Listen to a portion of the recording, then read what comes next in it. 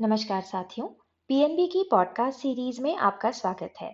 आज के पॉडकास्ट में हम बैंक द्वारा जारी नए रिवैम्प्ड सेविंग अकाउंट स्कीम्स में PNB salary savings account scheme और उसके वेरिएंट्स नियो, एक्सेल, ऑप्टिमा और इंपीरियल के कुछ टर्म्स एंड कंडीशंस के बारे में चर्चा करेंगे।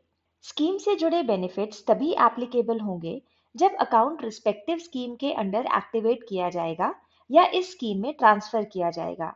इस स्कीम के बैंकिंग फीचर्स जैसे RTGS, NEFT, IMPS, SMS alerts, chequebook, demand draft, passbook, zero balance family account, sweep in sweep out और demat account charges concession account activate होने के बाद फ्री ऑफ चार्ज रहेंगे।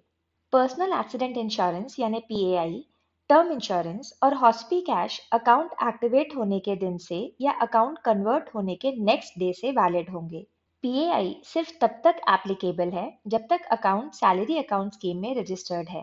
प्राइमरी सैलरी अकाउंट होल्डर के spouse और 2 बच्चों को भी टोटल इंश्योरेंस अमाउंट के अंदर कवर मिलेगा। Term insurance death due to any cause जैसे natural death, illness, pre existing illness को कवर करता है। पॉलिसी के पहले साल में सुसाइड केसेस कवर नहीं होंगे। हॉस्पी कैश हेल्थ इंश्योरेंस का वो टाइप है जो हॉस्पिटलाइजेशन के हर दिन के लिए फिक्स्ड डेली कैश प्रोवाइड करता है, जो एक बार के हॉस्पिटलाइजेशन में मैक्सिमम 7 दिन तक स्कीम के अकॉर्डिंग 1000 से 2000 रुपए डेली और मैक्सिमम 30 दिन तक मिलेगा। डेबिट कार्ड के बेनिफिट्स एनपीसीआई के रूल्स के हिसाब से होंगे, जो टाइम टू टाइम अपडेट हो सकते हैं।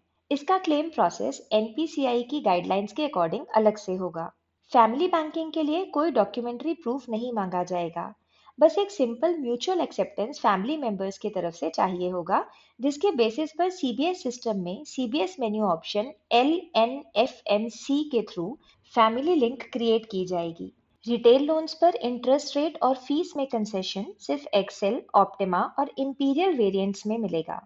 अगर बैंक किसी स्पेशल कैंपेन या बोनांजा पीरियड के दौरान हायर कंसेशंस देता है, तो वो भी इस स्कीम के एलिजिबल कस्टमर्स को मिलेंगे।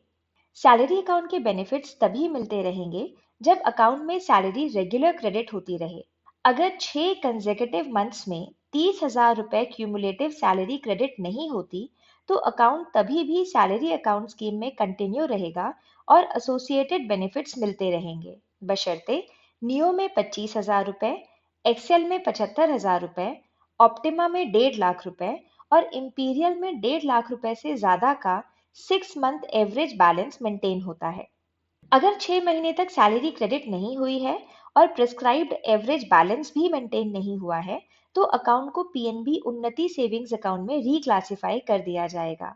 रीक्लासिफिकेशन के बाद सैलरी अकाउंट स्कीम के सारे बेनिफिट्स और फीचर्स विड्रॉ हो जाएंगे और डेबिट कार्ड फैसिलिटी पर एप्लीकेबल चार्जेस रीक्लासिफिकेशन की डेट से लगना शुरू हो जाएंगे।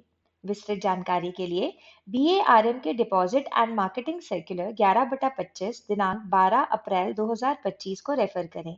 स्टाफ सदस्यों की सुविधा के लिए सेल्स एंड मार्केटिंग से संबंधित कोर्सेज पीएनबी यूनिव में सीरियल नंबर 3 पर उपलब्ध करवाए गए हैं।